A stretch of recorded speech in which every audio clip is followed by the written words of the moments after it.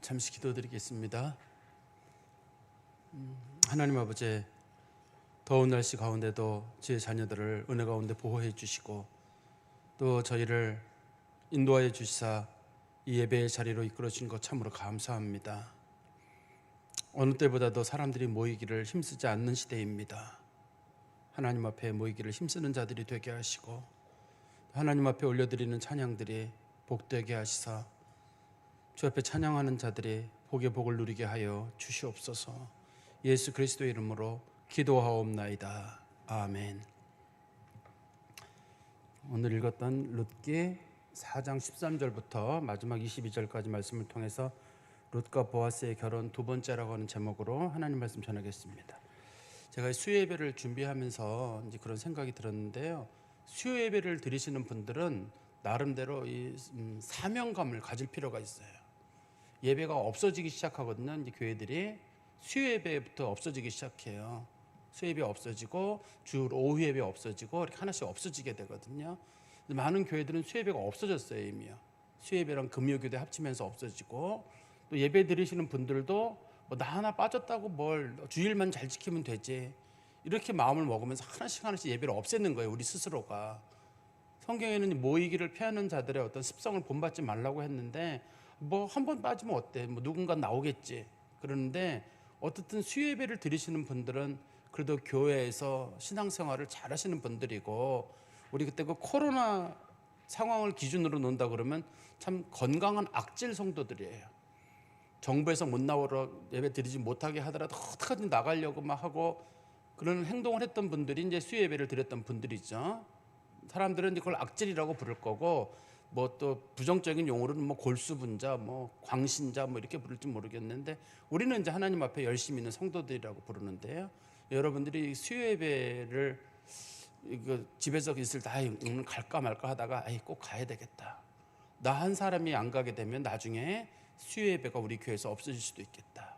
새벽 예배 같은 경우도 마찬가지죠. 새벽 예배도 뭐 나 아니면 누군가 하겠지 그렇게 할 게 아니라 어떤 날 잠 안 오는 날 있으면 한번 새벽 예배도 나와보고 사람들 누구 있나 한번 확인하러도 오고 그래서 새벽 예배도 한 번씩 드리고 그런 마음을 갖는 거예요. 새벽 예배도 사실 어른들보다는 젊은 사람들이 잠이 많거든요. 근데 젊은 사람들이 새벽 예배 일찍 나오는 사람들이 있어요. 한 4시 전으로 나와가지고 6, 7시까지 기도하고 가는 젊은 사람들이 있거든요. 30대들 이런 사람들이 있어요. 그런 걸 보면 야, 참 저 사람들 부모들은 어떻게 저 사람들 저렇게 키웠을까. 저희 애들은 잠이 많아서 그렇게 못해요. 잘 못하는데 그렇게 하는 집들을 보면서 제가 좀 감동을 받기도 하고요. 또 어떤 것이 있냐면 요즘 제가 유튜브 같은 데를 보다 보면 좀 그 사회 우리 사회에 좀 유명하다고 하는 목사님들께서 정말 반기독교적인 발언을 많이 하세요. 주로 이제 어떤 거냐면 이제 사람들에게 은근하게 이렇게 좀 마음을 움직이는 건데 여러분 교회 열심히 다닌다고 좋은 성도 아닙니다. 열심히 다니는 성도가 좋은 성도예요. 열심히 다니면서도 주의 뜻대로 사는 사람이 좋은 거지 열심히 안 다니고 주의 뜻대로 사는 사람이 있을 수가 없어요. 그래서 신앙생활을 잘한다는 건 기본적인 전제가 하나님 앞에 예배를 열심히 드린다는 게 기본적인 전제입니다. 그 뒤에 다른 요소가 붙는 거죠. 그런데 그분들이 뭐 맨날 교회 간다고 그러고 뭐 여러분 그런 거 좋은 성도 아닙니다. 교회 너무 자주 가지 마시라고. 어떻게 목사님들 입에서 그런 말씀이 나오신지 잘 모르겠어요. 가짜 목사님들이에요. 또 주일 성수 문제도 마찬가지예요. 주일 성수 별로 중요하지 않습니다. 그거 다 율법입니다. 우리가 주일을 율법으로 지키는 게 아니거든요. 주 예수 그리스도의 부활을 기념해서 내 신앙의 고백으로 지키는 거예요. 내가 하루를 정해가지고 구약의 안식일과는 다르게 하루를 정해가지고 내가 하루는 하나님 앞에 꼭 드린다. 일주일에 7분의 1을 하나님께 정하는 날로 드리는 거예요. 그래서 그날은 웬만하면 좀 금전적인 거래도 하지 않고 어디 멀리 놀러 갈 수도 웬만하면 좀 피하고 또 누구 어려운 사람 있으면 좀 도와주기도 하고 그런 날로 주일을 지키는 겁니다. 요즘 제가 이제 많은 분들을 만나보면 뭐 주일날 돈 쓰는 문제는 이제는 흔한 문제가 돼버렸고 이제 목회자들도 옛날에 목회자들은 돈을 안 썼습니다. 주일날 일반 성도들은 쓰더라도 뭐 일절 안 썼는데 뭐 잘 다녀요. 잘 다니시더라고요. 저도 얼마 전에 어떤 목사님들을 주일날 장례 때문에 잠깐 만난 일이 있었는데 저 간 다음에 모이셔가지고 식사했다 그러더라고요. 제가 가는 걸 확인하시고 또 가서 따로 식사를 하시다 그러더라고요. 참 마음이 이렇게 참 편하지가 않아요. 그래서 주일 성수도 여러분 꼭 해야 될 일이기 때문에 그거 뭐 하도 되고 안 해도 되고 이런 게 아니라 그거 꼭 해야 되는 겁니다. 그게 무슨 율법의 무슨 절기처럼 지키는 게 아니라 내가 마음의 하루는 하나님 앞에 지키는 거. 11조 생활도 마찬가지예요. 11조 생활을 온전하게 하는 사람 아무도 없습니다 원래. 그러니까 내가 11조 잘한다고 해가지고 나는 온전하다 자랑할 사람은 하나 없어요. 그러나 내가 할 수 있는 한 하나님 앞에 힘껏 하는 거예요. 하나님 앞에 11조도. 그것도 어떤 분들은 11조 뭐 율법적인 겁니다. 그 성경에 안 나오는 겁니다. 왜 그런 거짓말을 하시는지 모르겠고 그런 일에 사람들이 많이 현혹이 돼요. 11조 생활 잘하는 사람 없고 아주 뭐 정확하게 했다고 해서 칭찬받을 일도 아닙니다. 그거에서 칭찬받을 일도 아니고 많이 했다고 뭐 자랑할 것도 아니에요. 그렇지만 이거를 아예 안 하거나 11조 생활을 안 하거나 그러면서도 내가 성도다 이렇게 생각하는 건 옳지 않아요. 왜 그러냐면 교회는 이 11조를 모아가지고 선교도 하고 구제도 하고 많은 일들을 교회가 이걸 가지고 진행을 하게 되거든요.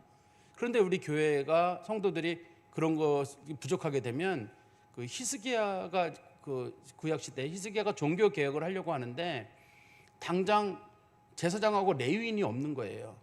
그 제사장하고 레위인이 어디 갔냐 그랬더니만 그 히스기야 아버지 아하스 때 사람들이 11조를 안 내가지고 제사장하고 그 레위인들이 굶어 죽다가 안 되겠어 가지고 성전을 떠나간 사건이 있었거든요. 그래서 히스기야가 종교 개혁을 할 때 제일 먼저 여러분 11조 생활을 하세요. 그래서 11조 생활을 하게 되면서 제사장과 레위인은 직업이 없잖아요 원래요. 그 사람들이 돌아와서 그 일을 하면서 종교 개혁이 일어나는 일이에요. 그러니까 11조도 어떤 분들이 내도 된다 안 내도 된다 이런 게 아니라 우리가 하나님 앞에 힘껏 양심껏 하는 거예요. 또 양심껏이란 말도 여러분 너무 부담 갖지 마세요. 양심껏이란 말은 하나 틀리지 않고 이런 뜻으로는 아닙니다 여러분. 하나님 앞에 힘껏. 나는 온전하게 하는 사람은 없다고 생각해요. 누구도. 제가 온전하게 하는 사람을 한번 본 적이 있는데요. 그 어떤 경우냐면 그 사람 그것 때문에 내가 이게 어떻게 참 잘 생각해 보세요. 이제 그분이 그 이제 장학금을 받았어요. 어서 100만 원 장학금을 받았는데 장학금을 받았으니까 이제 10만 원을 떼고 이제 90만 원을 등록금을 해야 되니까 10만 원이 모자랄 거 아니에요. 그래가지고 또 이제 누구한테 손을 벌려가지고 또 10만 원을 또 빌렸어요. 근데 또 빌렸으니까 또 거기 또 11조를 해야 될 거 아니에요. 또 10,000 원을 떼는 거예요. 그런데 또 친구가 이제 돈을 빌려준 친구가 가면서 밥 한 끼를 사줬네요. 그랬더니 짜장면 값이 그때 당시에 뭐 2,000원인가 3,000원대 했는데 거기서 또 11조를 떼는 거예요. 그래서 결국 등록을 못 하는 걸 봤어요 제가. 그거 뭐 짜장면 한 그릇 뭐 다 계산하고 해가지고 결국은 하나님께서 이렇게 선한 마음으로 장학금을 교회를 통해 지급을 했는데 그거를 안 하고 뭐 그걸 가지고 뭐 하고 뭐 하다가 결국 등록을 못 하더라고요. 그게 어떻게 또 그게 11조의 기본적인 목적이 아니잖아요. 즐거운 마음으로 헌금도 즐거운 마음으로 하는 거예요. 기분 좋게. 헌금 생활이 기분 좋습니다. 생각외로 즐거운 마음으로 하다 보면 기분 좋은 일이기 때문에 돈 뭐 얼마냐 그런 문제보다는 즐거운 마음으로 했으면 좋겠어요. 제가 요거는 여러분들에게 특히 수요예배 나오시는 분들은 그래도 아까 처음 말씀드린 대로 악질이고 좀 독종이잖아요. 여러분들은 이걸 좀 알아주실 필요도 있고 향후 이 예배를 이렇게 우리 교회가 마지막까지 어떻든 지켜나가야 되거든요. 다른 교회들은 수요예배나 다른 예배를 폐지하더라도 우리는 끝까지 이 예배를 주님 오실 때까지 지켜나가야 되기 때문에 여러분들이 꼭 자리를 지키시는 그런 성도가 되길 바랍니다. 제가 이 앞에 나와 있는 내용 조금 좀 설명을 드릴게요. 오늘은 마지막 부분이니까는 뭐 길게는 아니지만 조금 설명을 드리면 여러분 잘 아시는 대로 이제 그 이 일이 시작되는 점이 베들레헴에서 일이 시작됐어요. 당시에 이제 엘리멜렉이라고 하는 사람에게 그 나옴이라는 아내가 있었고 말론과 기련이라는 두 아들이 있었는데 그때 베들레헴에 너무 큰 흉년이 들어가지고 이 가족들이 거기서 견디다 못해가지고 좀 물이 좀 풍부한 모압 지방으로 가게 됐습니다. 모압 지방으로 갔는데 나오미만 살아남게 되고 결국은 남편도 죽고 아들 둘도 죽게 됐어요. 근데 마침 그 아들 둘은 그래도 결혼을 시켰었거든요. 결혼을 시켰는데 이 아들 둘마저 죽게 됐어요. 아들 둘마저 죽게 되고 이젠 며느리 둘하고 남게 됐습니다. 근데 이제 시어머니가 생각하기를 이젠 자기는 모압 땅에서 살 수가 없어요. 왜냐하면 자기를 도와주는 사람이 없기 때문에. 그리고 옛날에는 여자들이 어떤 그런 경제 활동을 하기가 어려워요. 그런데 이스라엘에는 경제 활동을 할 수가 있어요. 어떤 경제 활동을 할 수 있냐면 가난한 자와 고아를 도와주는 제도가 있기 때문에 그거를 받으려면 그 베들레헴으로 돌아오면 돼요. 그러면 어떤 동네 사람들이 도와줄 거고, 자기 남편은 죽었지만 자기네 집에 토지가 있거든요. 이스라엘은 토지 거래를 함부로 못하게 해놨기 때문에 남편은 죽었어도 토지가 있기 때문에 그 토지를 가지고 어떻게 하든지 뭐 팔아서든 어떻게 하든지 살 수 있는 방법이 생기기 때문에 이 나오미라는 여자가 돌아가야 되겠다. 내가 그럼 고향으로 돌아가야 되겠다. 그런데 짐이 되는 게 뭐냐면 며느리 둘이에요. 며느리 둘한테 자기가 해줄 게 없어요. 당시에는 이제 소위 그 계대 결혼이라고 부르고 형사 취수제라고 불러가지고 형이 죽으면 동생이 이제 그 형수님하고 결혼하는 일이 있게 됐는데 자식이 없잖아요. 더 이상 이제는 자식이 더 이상 없기 때문에 며느리들에게 해줄 게 없으니까 돌아가라. 근데 며느리들이 둘 다 참 좋은 며느리였는지 둘 다 안 돌아간다고 막 우는 거예요. 그래서 설명을 붙이기를 희망이 없다. 나를 따라가봤자. 그러니까 이제 그 중에 오르바라고 하는 며느리가 네, 정말 알겠습니다. 어머니 저는 그러면 어머니께 부담 드리지 않겠습니다. 나쁜 마음으로만 볼 수는 없어요. 저는 어머니에게 부담 드리지 않고 돌아가겠습니다. 근데 그 며느리 중에 하나인 루시라고 하는 며느리가 나는 어머니랑 죽을 때까지 같이 가겠다. 어머니랑 죽을 때까지 같이 가겠다고 약속을 한 거예요. 그래서 시어머니랑 며느리가 같이 이제 가나안 땅에 돌아오게 됐는데요. 베들레헴에 돌아왔다고 뭔가 뾰족한 수가 있는 건 아닙니다. 그래도 그때 그 이스라엘에 서서히 농사를 질 수 있는 그런 정도의 상황이 돌아왔기 때문에 마침 그 사람들이 돌아왔을 때가 보리를 베고 있을 때였어요. 그래가지고 며느리가 집에서 누워 있다가 생각해 보기를 어머니 이렇게 우리가 굶어 죽을 수는 없고 내가 나가서라도 어떻게 좀 구걸이라도 해서라도 남의 집 이삭이라도 주어서라도 먹고 살아야 되지 않겠습니까? 어머니가 나가라. 그래 가서 어떻게 하는지 우리 한번 살아보자. 그런데 며느리가 남의 집에 가가지고 이렇게 이삭을 줍다가 어느 날 우연히 엘리멜렉이라고 하는 사람의 집에 가가지고 이삭을 줍다가 그 루시라는 여자가 그런 부탁을 했어요. 내가 여기서 특별히 더 이삭을 좀 많이 주면 안 되겠느냐. 그랬더니만 이제 그 일을 하는 사환 중에 한 사람이 말하기를 그거는 쉽게는 안 되고 그렇게 막 배지도 않은 거 막 줍고 뺏고 이런 건 안 돼요. 왜냐하면 지금 이 룻은 모릅니다. 이거 이삭 줍는 규정을 몰라요. 남들 다 배놓고 난 다음에 나달 떨어진 것만 주어야 되는데 이 룻이 생각해 보기에는 그렇게 물고 좀 남이 버린 거 좀 줍고 덜 자른 거 자기가 가져가고 이러면 좋겠거든요. 그래서 이제 룻이 그 룰을 모르기 때문에 사환에게 무리한 부탁을 한 거예요. 내가 그냥 여기서 머물러 가지고 덜 배운 것도 내가 좀 가져가고 좀 보리도 좀 집어가고 이러면 안 되겠느냐 하니까 그 사환이 그건 내가 결정할 수는 없는 일이고 이 땅의 주인인 보아스라고 하는 사람이 그런 결정권이 있으니까 그럼 보아스 올 때까지 기다리자. 그래서 이제 하루 종일 기다렸어요. 보아스가 올 때까지. 이제 보아스가 와서 얘기하기를 그래 그 여자 누구냐 그랬더니 그 여자가 사실은 나오미네 집 며느리인데 모압 여자인데 사람들이 얘기를 하는 거 그 여자가 사실은 그 시어머니 얼마나 잘 섬기는지 모르고 또 모압 여인임에도 불구하고 시어머니 잘 섬긴다고 여기까지 왔고 또 하나님도 잘 섬긴다고 합니다. 그랬더니 그래 그 집 어차피 우리랑 친인척 관계 있으니까 좀 도와주자. 그렇게 하고 이제 이 보아스가 선한 마음을 거기다 보여주고 있었어요. 근데 하나님께서 보아스의 마음속에 그 룻이라는 여인에 대한 연모의 마음을 좀 심어주신 것 같아요. 그래가지고 보아스가 보니까 이 사람이 일단 성품도 좋고 인격도 좋고 외모도 자기 마음에 좀 들고 그래가지고 생각하기를 뭐 좀 더 도와주고 싶은 마음이 있는 거예요. 그래서 딴 밭에 가지 말고 여기서 주어라. 그리고 볶은 곡식도 주고 또 상당히 많은 곡식도 가져갈 수 있도록 일부러 못 배워놓은 거 가져가게 하고 추수한 거 가져가게 하고 이런 식으로 얘기를 한 거예요. 그래서 그 하루는 그 룻이 주워가지고 갔는데 얼마나 많이 주워가지고 왔는지 그걸 보고 나서 시어머니가 너 이거 어디서 가져왔느냐 그랬더니 사실 제가 이만저만하게 해서 보아스의 밭에 가게 됐는데 보아스라는 사람이 이렇게 이만저만하게 했습니다 라고 하니까 시어머니가 그 사람 우리 기업 물을 자인데 그 사람이 너한테 마음도 있나 보구나. 그러면 딱 됐다. 내가 너 이렇게 혼자 늙지 않도록 내가 길을 마련하겠다. 그 시어머니가 이제 며느리 결혼을 위한 작전을 짠 거예요. 시어머니 봤을 때는 전혀 상황이 안 될 것 같긴 한데 그래도 약간의 이제 힌트가 생긴 건 뭐냐면 어떻든 지금 보아스가 했다는 그 얘기를 쭉 건너들은 거잖아요. 거기다가 선물까지 들고 왔잖아요. 지금 볶은 곡식까지 들고 왔으니까 이거 되겠다 싶어가지고 시어머니가 그러면 며느라 가서 한번 도발적인 한번 행동을 해봐라. 그게 만약에 먹히면 이거 되는 거고, 만약에 그게 먹히지 않아도 우리는 잃을 게 없어요. 이 사람네들은. 그러니까 한번 해봐라. 그럼 어떻게 할 거예요? 밤에 가가지고 그 사람 술 먹고 누워 있으면 그 사람 바지 내리고 슬쩍 가서 기대 가지고 약간 그 사람이 수치감을 주면서 한번 있어봐라. 보통 며느리들은 못한다 그럴 텐데 이 루시 어머니 제가 한번 해볼게요. 그래서 이제 가서 그 남자 바지를 내리고 이제 슬쩍 누워 있었네요. 그럴 때면 이제 보아스가 술에서 깨워가지고 당신 누구냐 했더니 나 루시다.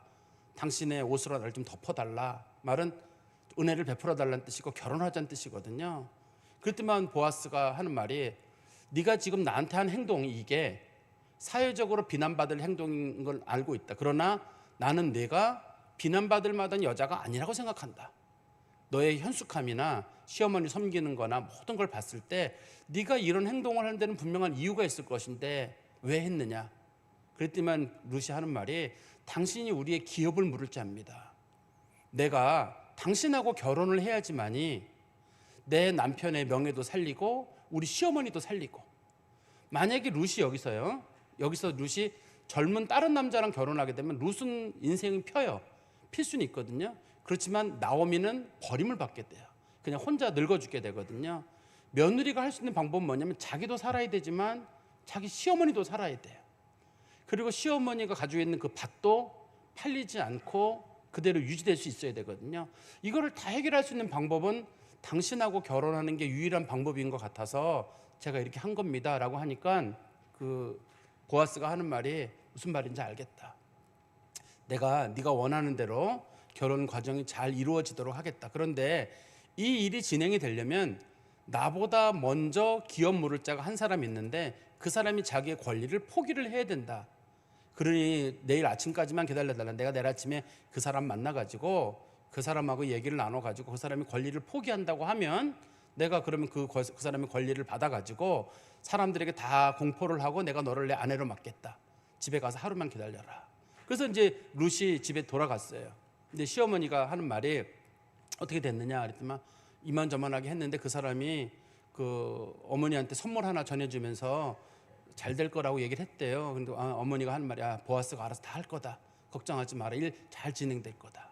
근데 그 다음 날 아침에 그 보아스가 그 법정이 열리는 성문 위에 올라가 가지고 그 기업 물을 자, 성경에서는 그 기업 물을 자 이름이 아무개라고 돼 있거든요. 아무개를 부르고 그 다음에 이제 10명의 장로들을 불러 가지고 얘기를 나눴습니다. 자, 아무개, 너 지금 엘리멜렉 집안에 토지 있는데 그거 물려받을래? 내가 받겠다.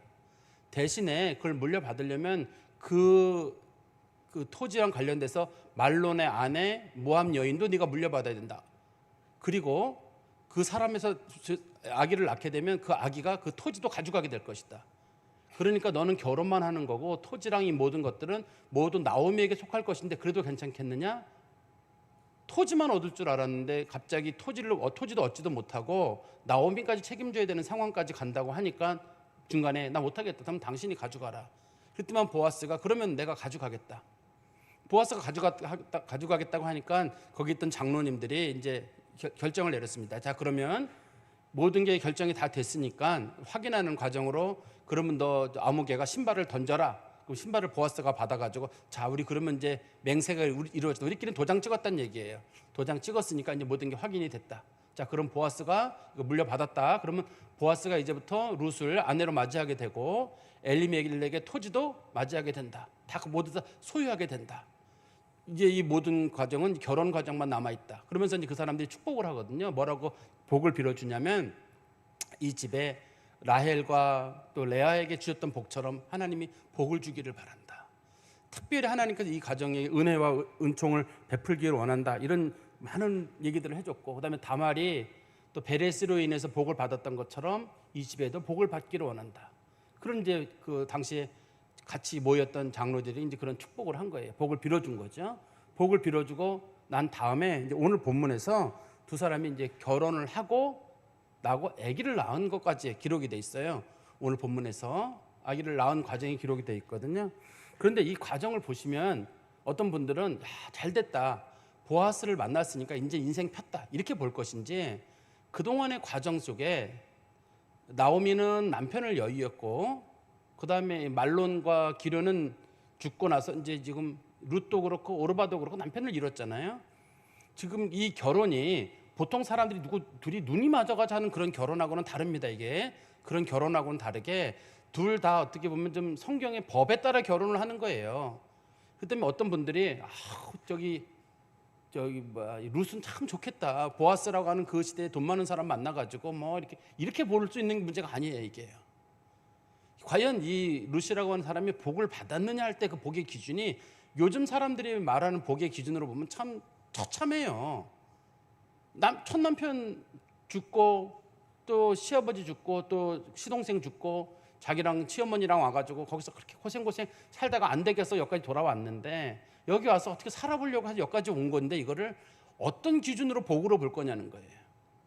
이 사람네들이 하나님 나라의 복을 기준으로 보고 또 다윗을 낳은 그 이제 증조 할머니쯤 되잖아요, 룻이.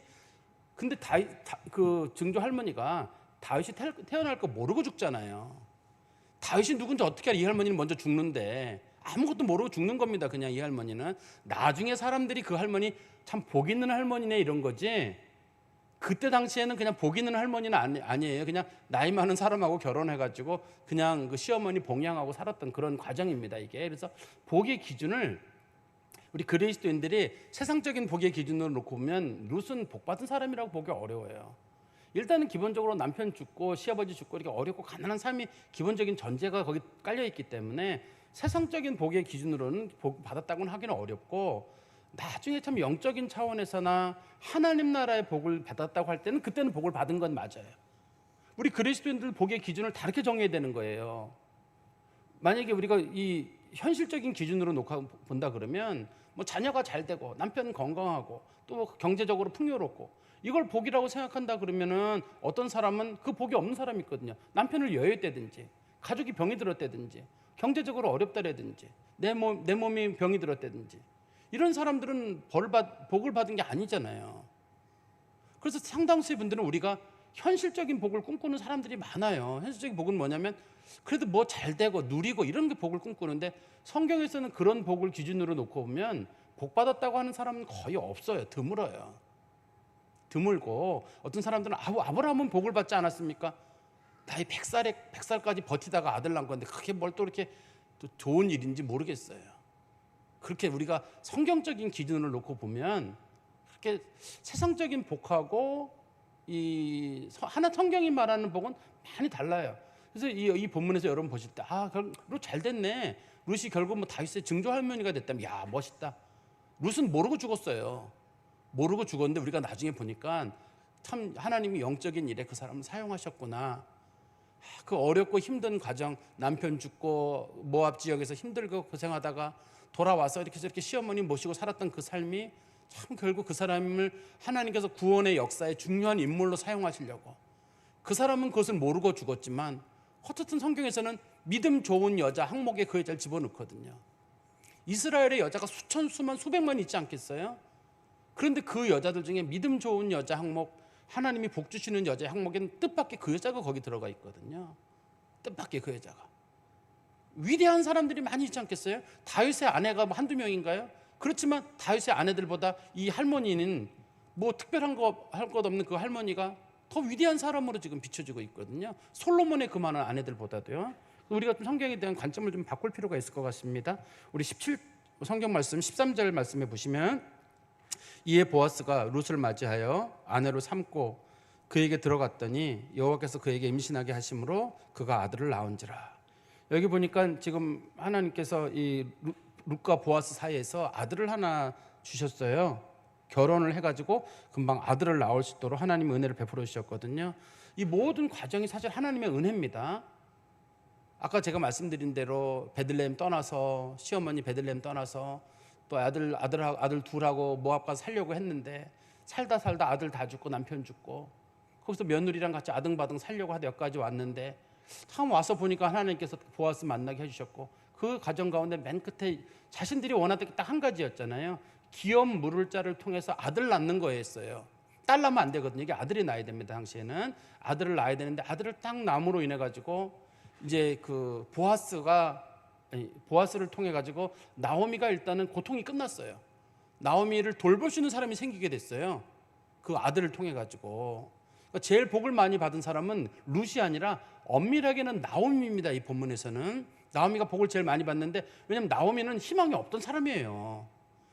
그 룻은 희망이 있습니다. 그래도 왜냐하면 룻은 재혼을 할 수 있는 가능성이 있는 젊은 여자였거든요. 근데 가능성이 있었는데 나오미는 그런 희망이 전혀 없는 여자였는데, 어떻게 참 며느리를 잘 둔 경우에, 이런 경우는 이게 아들 잘 둔 경우도 아니고 딸 잘 둔 경우도 아니라 며느리를 잘 둔 경우여가지고 그것 때문에 복을 받은 경우죠. 근데 성경에 이런 표현이 성경에 나오죠. 한번 13절에 보시면 중간에 여호와께서 그에게 임신하게 하심으로, 이런 표현이 있어요. 사람을 임신하게 하시는 게 하나님의 은혜라는 뜻인 것 같아요. 그냥 임신이 이루어지는 건 아닌 것 같고 하나님의 은혜가 거기에 작용하거든요. 그래서 하나님은 어느 집은 빨리 낳기도 하시고 어떤 집은 늦게 낳기도 하시고, 아브라함 같은 경우도 25년, 이삭도 20년, 또 야곱 같은 경우도 나이가 70 넘어가지고 자식을 낳거든요. 야곱도 상당히 다 나이가 많아요. 근데 하나님께서 그런 과정들을 통해 가지고 하나님께서 믿음의 자녀들을 주시는 거거든요. 근데 분명한 건 자녀를 낳는 건 하나님의 은혜예요. 하나님의 은혜가 있기 때문에, 최근에 제가 어저께 미국에 그런 지금 투표하잖아요. 낙태 허용하느냐는 투표를 지금 미국에서 하고 있거든요. 상당수 주들은 이미 낙태를 허용하기로 했는데 반대하는 주가 있고 경합주가 있어요. 중도주가 있는데 지금 투표 중에 있거든요. 그 투표의 결과에 따라 가지고 낙태에 찬성하는 사람이 많아지게 되면 아마 바이든이 뽑힐 거고, 낙태를 반대하는 사람이 많아지게 되면 이제 트럼프가 뽑힐 거예요.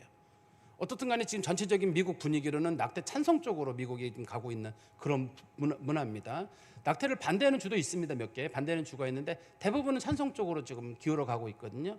그래서 낙태를 찬성하는 사람들은 결국은 자신들의 법이 통과가 되게 되려면 트럼프를 떨어뜨려야 돼요.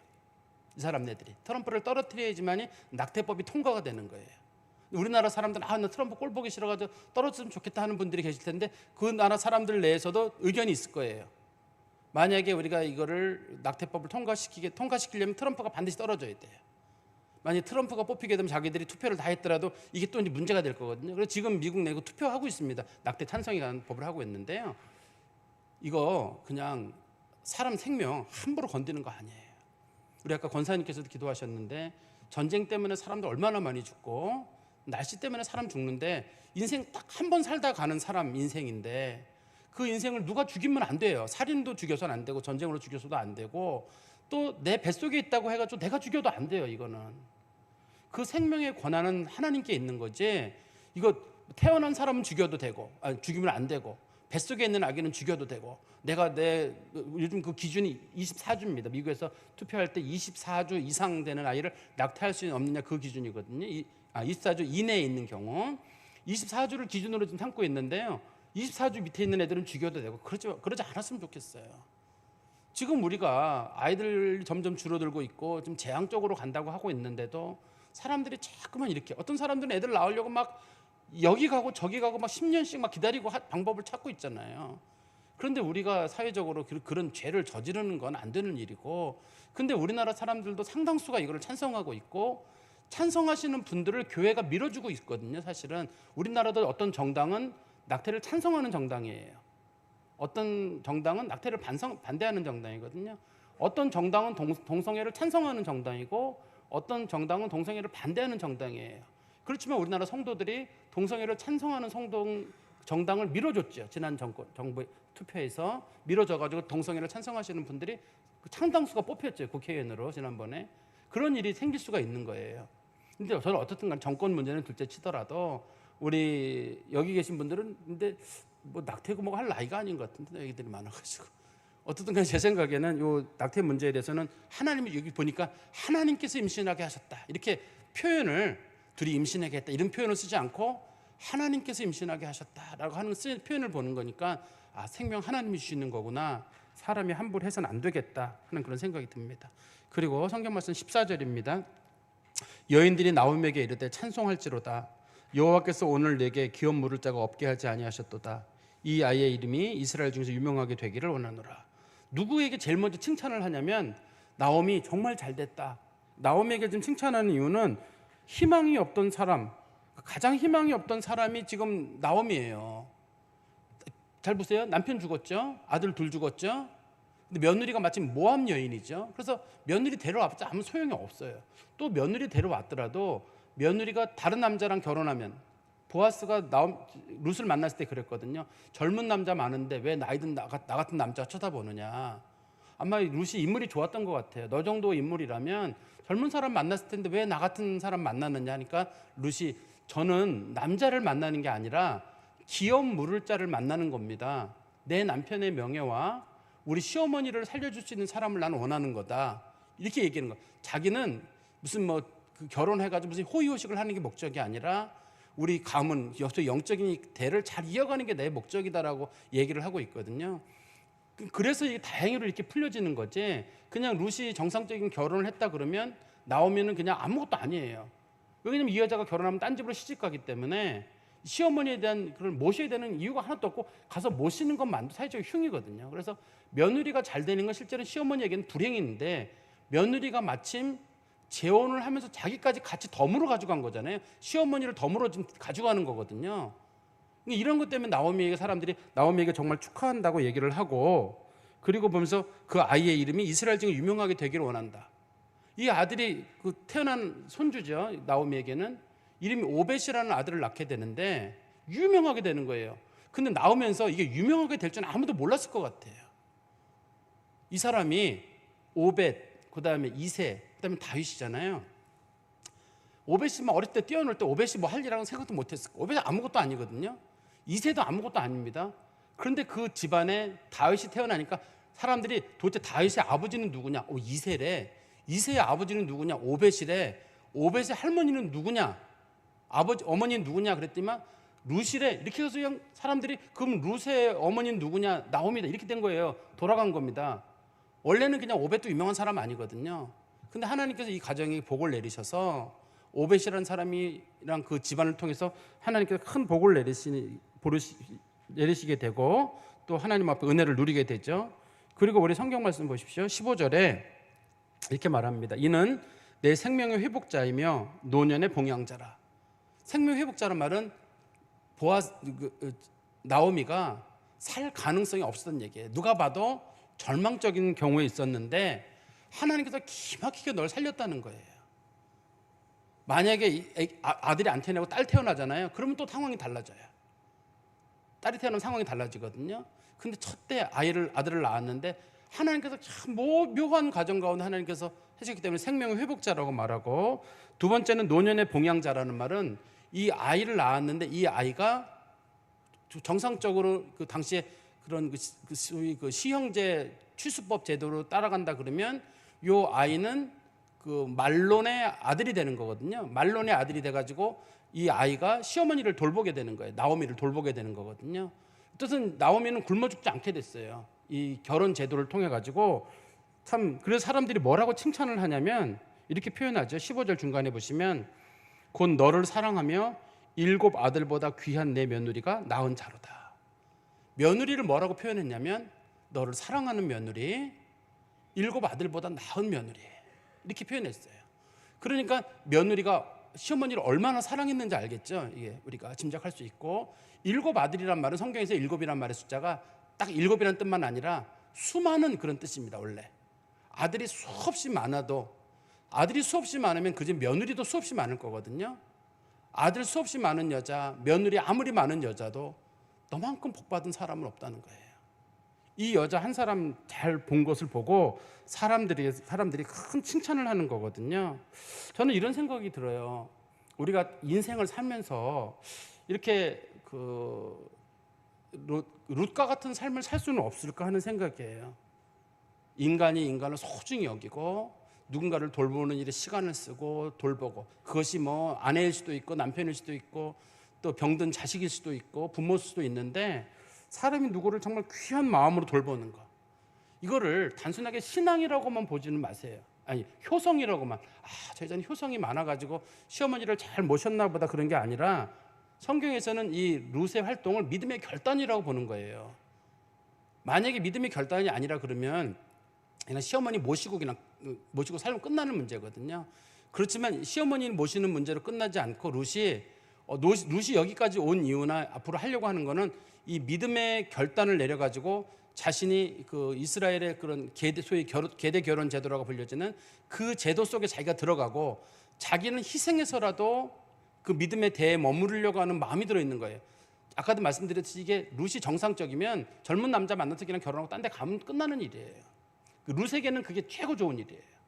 최고 좋은 일인데 룻이 그것을 선택하는 이유는 시어머니에 대한 효성도 들어있지만 자기가 떠날 때 뭐라 그랬냐면 어머니의 하나님이 내 하나님이 되고 어머니의 백성이 내 백성이 될 거라고 약속을 했었거든요. 그래서 어떻든 자기가 가지고 있는 믿음의 결단인 겁니다, 이게. 그러니까 제가 생각해 볼 때 성경 말씀 보면서 효라고 하는 것이든 사람의 생명을 소중히 여기는 것이든 인간의 가치를 소중히 여기는 건 이거는 인품의 문제만이 아니라 신앙이에요. 우리가 어떤 분들에게 여러분 어른들 잘 모시세요, 사람 사랑하세요 그러면 교회가 부담 주는데 왜 그러냐고 그럴 텐데 금방 우리가 노인돼요. 금방 우리가 그렇게 돼요. 근데 어떤 분들이 요즘 애들한테 부담 주지 마세요, 어른들 삶을 꾸리세요, 젊은 사람들 여러분 인생을 즐겁게 사십시오, 노인들 애들에게 질척대지 마세요. 이렇게 못된 소리를 하는지 모르겠어요.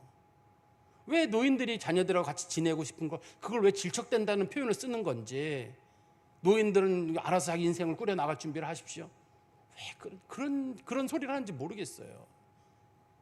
우리 인간은 누구나 다 늙고 내 인생의 끝은 아무도 예상을 못해요. 어디로 갈지는 아무도 모르거든요. 그럴 때 우리가 이거 가지고 있는 이런 하나님 말씀도 중요하고 인간을 소중히 여기는 마음이잖아요. 인간을 소중히 여길 때 인간이라고 하는 보편적인 개념은 둘째 치더라도 가깝게 내 가족, 내 친인척들 이거 돌보는 문제인데 이게 기본적으로 하나님 계명에 들어있는 건데 이거 안 지키는 사람이 무슨 말씀을 지키고 뭘 할 수 있겠어요. 성경 말씀에 주님께서 주시는 계명의 기본적인 원칙이 뭐냐면 너는 마음과 뜻과 정성을 다 주 너희 하나님을 사랑하라. 또 이와 같으니 내 이웃을 내 몸과 사랑하라 하는데 그 이웃이 누구예요? 가까이 있는 사람이거든요. 가까이 있는 사람들 사랑하는 마음, 그게 하나님께서 주시는 은혜라고 우리가 성경에 믿습니다. 그리고 우리 다시 성경 말씀에 가보시면 16절에 나오미가 아기를 받아 품에 안고 그의 양육자가 되니, 이 내용상으로 보니까 이 나오미를 같이 모시고 살았던 것 같아요. 정상적이면 이제 나오미가 따로 살아야 되거든요. 그럼 이 아기만 데려가는 게 원래 원칙이에요. 그렇지만 이 며느리가 시어머니를 모시고 아기를 봐달라고 얘기를 했던 것 같아요. 노년에 복된 것 중에 한 가지가 아기 보는 것도 복된 일이에요. 얼마 동안 아기 보는 것도 복된 일인데 아기를 보는 일을 어머니 아기 좀 어머니 봐주세요라고 맡기고 또 어머니는 그 핑계로 그 집에 들어와서 지금 생활을 하게 되고, 그리고 17절입니다. 그의 이웃 여인들이 그에게 이름을 지어주되 나오미에게서 아들이 낳았다 하여 그 이름을 오벳이라 하였는데 그는 다윗의 아버지인 이새의 아버지였더라. 다윗이라는 이름이 딱 등장하면서 모든 상황이 역전되죠. 하나님 앞에 가장 복받은 인물, 하나님의 마음에 합한 사람은 도대체 어느 가문에서 나왔느냐예요. 다윗이 태어날 때부터 뚝 떨어질 때 나는 하나님 마음에 합한 사람입니다 이런 게 아니잖아요. 다윗을 교육시킨 사람이 있을 거 아니에요. 다윗을 교육시킨 사람, 그 사람이 이제 아버지 어머니일 거고 또 그의 할머니가 있을 거고, 우리가 디모데를 바울이 칭찬할 때도 내 외조모 로이스랑 그 다음에 내 어머니 유니게 거기서 신앙 배운 거 아니냐. 당시에는 여자들이 신앙의 중심에 있었거든요. 여자들이 신앙을 가르쳤기 때문에 다윗이라는 인물이 도대체 어떻게 위대한 인물이냐 할 때 다윗의 집안 내에 그러면 다윗에게 영적인 영향을 끼친 사람, 이 할머니가 아주 젊은 할머니잖아요. 상당히 오랫동안 살았을 거라고, 이 할머니가 상당히 오래 살았는데 다윗에게 살을 때까지 같이 살았는지 어떤지는 모릅니다만 어떤 상당히 오랫동안 살아남아서 집안 식구들의 어떤 영적인 역할에 이 할머니가 역할을 했던 거로 보여요. 오로지 신앙으로 살던 그 할머니의 역할을 통해 가지고 다윗이라는 인물이 등장을 하게 되거든요. 그런데 우리가 이 본문을 보면 하나 좀 고민스러운 게 있는데 어떤 거냐면 나오미에게서 아들이 태어났다 하고 그 이름을 오벳이라 하니라. 나오미라서 아들이 태어났다는 말하고 오벳이란 말하고 무슨 연결이 되냐? 아마 오자끼리는 연결이 돼요. 나오미의 오자랑 오벳의 오자가 연결돼가지고 뭐 오자끼리 맞췄을래나? 근데 나오미는 이름의 뜻이 기쁨이라는 뜻이잖아요. 근데 오벳이라는 뜻은 하나님을 찬양하라는 뜻이거든요. 그러면 이게 오벳이라는 말하고 나오미라는 이름이 안 맞아요. 그리고 또 오자도 못 맞추는 게 제가 처음에 말씀드렸었는데 나오미의 본명이 노옴이에요. 히브리어로 노옴입니다. 노옴인데 영어로 사람들이 하도 나오미라고 하니까 사람들이 성경을 번역할 때 아예 나오미로 번역을 한 거예요. 히브리 성경으로는 노옴이에요. 노옴이에요. 히브리어 이름으로는 노옴인데 사람들이 하도 왜 이름, 저도 어디 사람들이 가면 제가 이름이 신명섭인데 하도 사람들이 신명섭이라 그러면 신명섭입니다 웃으면서 이렇게 섭으로 부르셔요 괜찮습니다 이렇게 하는 것처럼 그런 거 비슷하게 그냥 사람들이 아이 나오미면 어떻고 너오미면 어때 그냥 뭐 이런 식으로 해서 좀 나오미가 된 거예요. 실제 이름은 노옴이에요. 노옴이거든요. 그러니까 글자 이름도 맞출 것도 없어요 이 사람. 근데 사람들이 왜 나오미에게서 나왔다고 해서 이름을 오벳이라고 했느냐면 저건 하나님이 하신 일이 아니면 안 될 거란 뜻이에요. 하나님이 하셨구나. 이 오벳이라는 아이가 태어난 이런 과정은 하나님이 하신 하나님이 정말 기막힌 거예요. 이거는 하나님이 아니면 할 수 없는 일을 하셨구나 생각해서 사람들이. 근데 이름을 원래 누가 져주냐면 성경에서는 여자가 져줍니다. 이스라엘에서는 원래 여자가 져줘요. 우리 왜 그 베냐민 이름 지을 때도 라헬이 죽으면서 자기 아들 이름 베냐민이라고 짓거든요. 원래 이름은 이제 베논이라고 내가 고통스럽게 죽는다고 했는데 나중에 이름을 바꿔서 오른손의 아들이라는 베냐민으로 이름이 바꿔지는데요. 엄마가 이름을 져 이스라엘에서는요. 그런데 이제 여기서는 엄마도 아니고 아버지도 아니고 원래는 루시나 보아스가 이름을 져요. 동네 사람들이 이름을 져준 거예요. 동네 사람들이 전 복 받았다고 했는데 그게 이제 이름이 된 것 같아요. 여호와를 찬양하라는 이름이 그게 그 아이의 이름으로 굳은 것 같아요. 그 과정 속에서. 근데 하나님께서 참 귀한 방법으로 하나님께서 은혜를 베풀어 주셨는데 이거는 뭐 하나님께서 하지 않으면 못할 방법이에요. 제가 처음에도 그런 말씀 드렸잖아요. 룻이 과연 행복한 사람이었을까? 세상적인 복으로는 행복한지 모르겠어요. 그렇지만 영적인 복으로는 행복한 사람은 맞아요. 룻이 무슨 복을 받았느냐, 재물의 복이냐 뭐 그런 건 아니에요. 그렇지만 어떤 영적인 가문의 중요한 인물이 된 거는 맞아요. 그래서 하나님께서 그 가정 가운데 복을 주시는데 하나님의 복은 참 기이한 것 같아요. 우리 성경 말씀 하나 보실까요? 그 사무엘상 2장 6절부터 8절입니다. 이게 이제 그 사무엘의 어머니 한나가 아기를 낳고 나서 사무엘을 낳고 나서 이제 지은 노래예요. 사무엘상 2장 6절 7절 8절입니다. 여호와는 죽이기도 하시고 살리기도 하시며 스올에 내리게도 하시고 거기에서 올리기도 하시는도다. 여호와는 가난하게도 하시고 부유하게도 하시며 낮추기도 하시며 높이기도 하시는도다. 가난한 자를 진토에서 일으키시며 빈공한 자를 거름더미에서 올리사 귀족들과 함께 앉게 하시며 영광의 자리를 차지하게 하시는도다. 땅의 기둥들은 여호와의 것이라 여호와께서 그 세계를 그것들 위에 푸셨도다. 하나님께서 낮추시기도 하시고 높이기도 하시고. 근데 사실 그 사무엘의 어머니 한나 같은 경우는 자식을 오랫동안 못 낳아가지고 사람들에게 늘 이렇게 부끄러운 그런 위치에 있었어요. 남편은 얘기하기를 당신 하나만 내가 사랑하면 되지 않느냐. 그런데 그 한나의 마음에는 당신 하나만 가지고는 안 되겠는 거예요. 자식이 있어야 되겠는데 사람이 자꾸 놀리는 느낌이 들어가지고 그래가지고 하나님 앞에 간절히 매달렸는데 어느 날 하나님께서 아들을 주셨는데 그걸 보고 나서 주시는 게 하나님이시구나.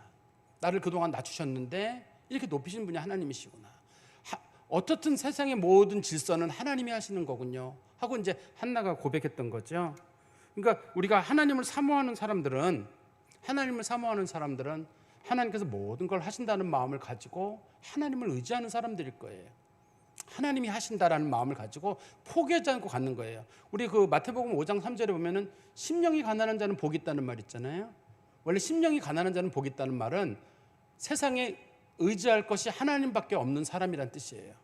주변에 사람도 없고 돈도 없고 뭐 아무것도 없어가지고 하나님밖에 의지할 수 없는 사람이 있거든요. 그 상태까지 하나님이 내려놓으시는데 그런데 사람이 아무것도 없는 순간에 가면 그때는 누가 보이냐면 하나님만 보이거든요. 천국이 보여요.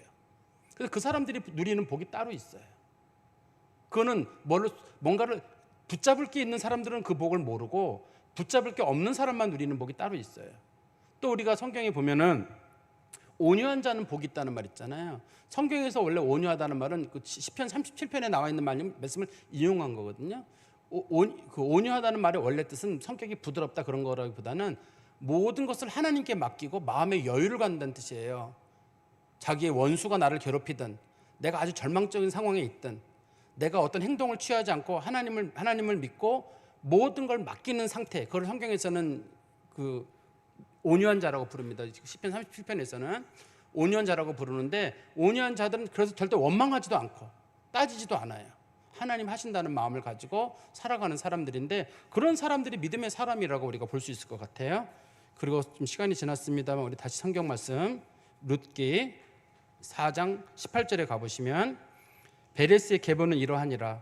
베레스는 헤스론을 낳고 헤스론은 람을 낳고 람은 아미나답을 낳고 아미나답은 나손을 낳고 나손은 살몬을 낳고 살몬은 보아스를 낳고 보아스는 오벳을 낳고 오벳은 이새를 낳고 이새는 다윗을 낳았더라.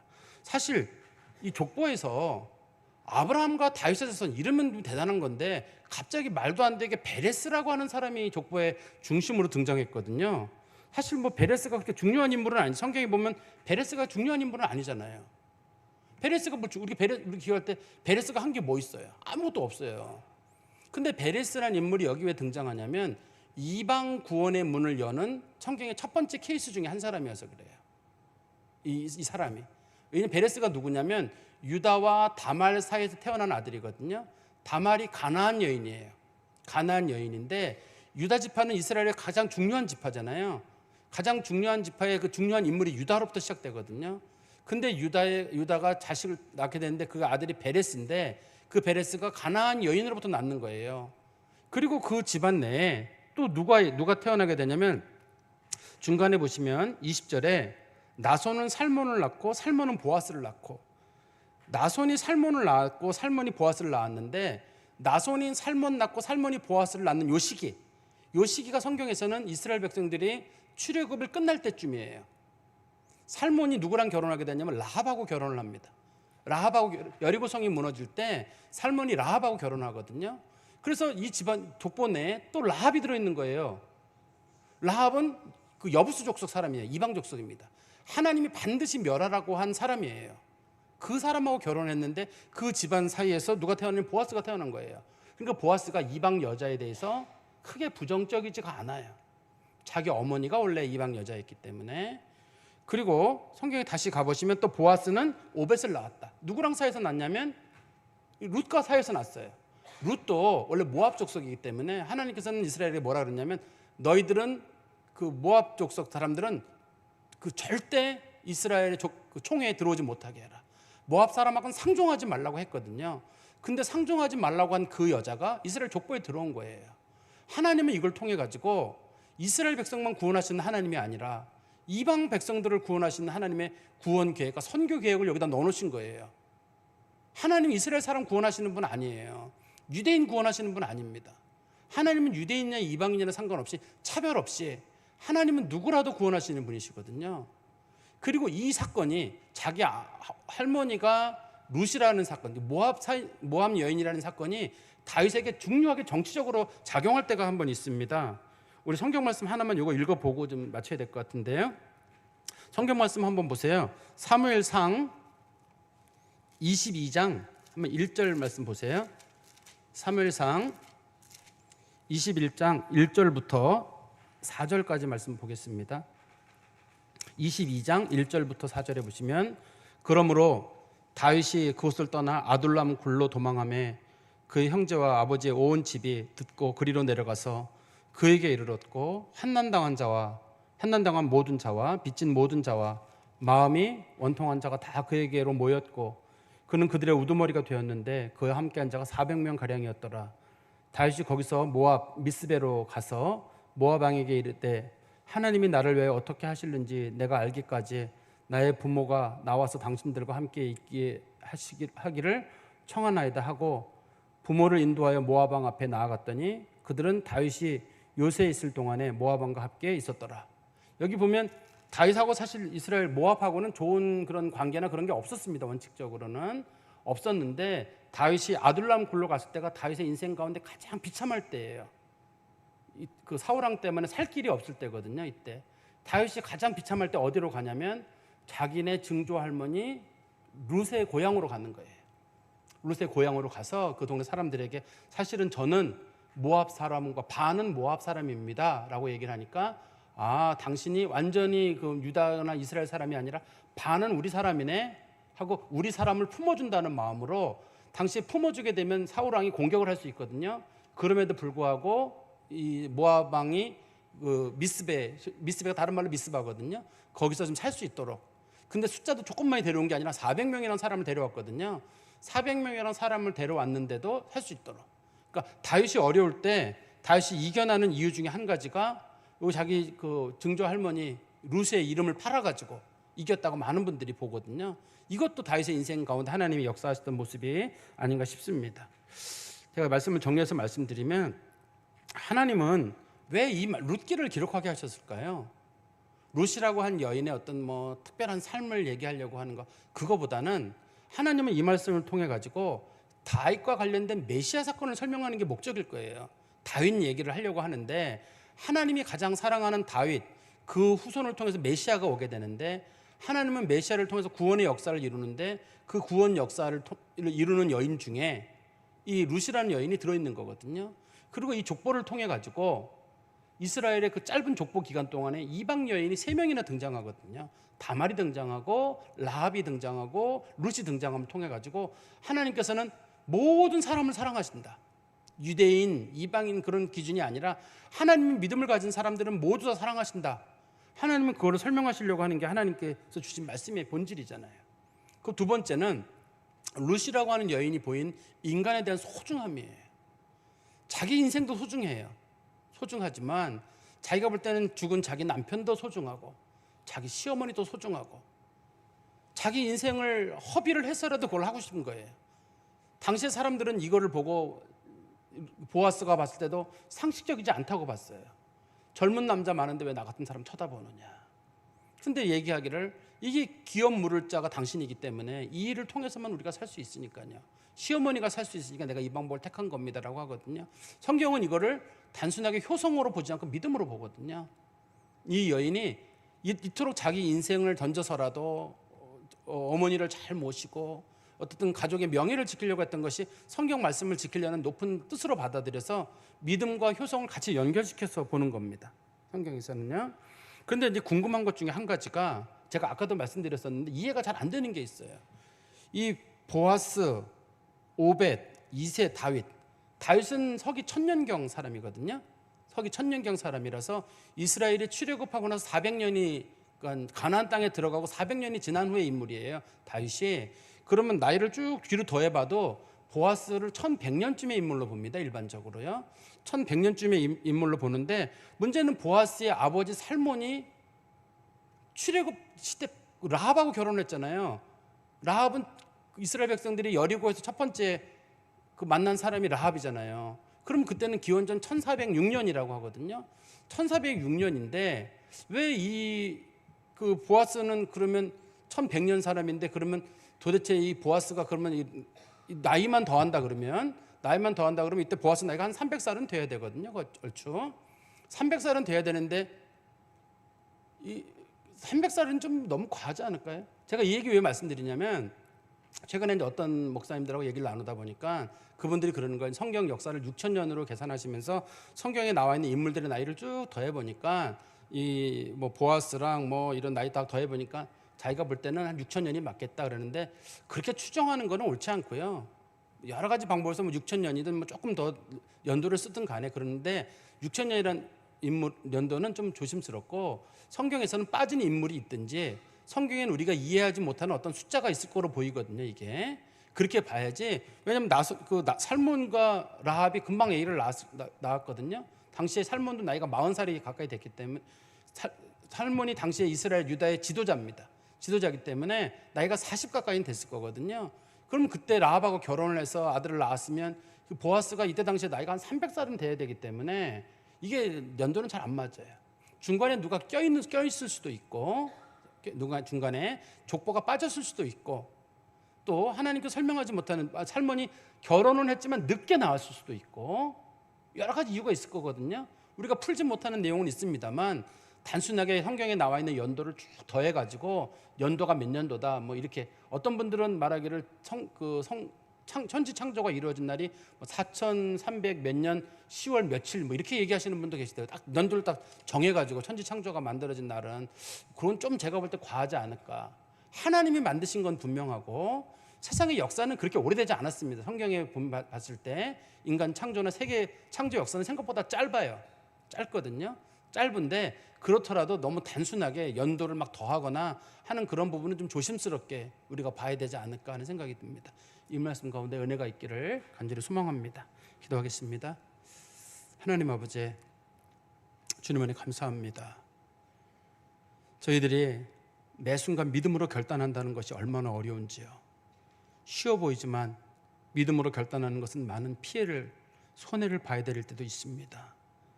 그러나 하나님께서 나오미와 룻이 믿음의 결단을 내렸을 때 하나님께서 그들에게 은혜를 베푸시사 구원 과정에 그들을 놓으시고 구원의 중요한 과정에 그들을 주께서 편입시키셔서 하나님 앞에 가장 복된 은혜 위에 은혜를 누리게 하신 것 참으로 감사합니다. 하나님 아버지, 저희들도 세상의 복보다는 구원의 복을, 세상의 복보다는 하늘의 복을, 눈에 보이는 복보다는 영적인 복을 사모하는 참된 하나님의 성도들이 되게 하여 주시옵소서. 예수 그리스도의 이름으로 기도하옵나이다. 아멘.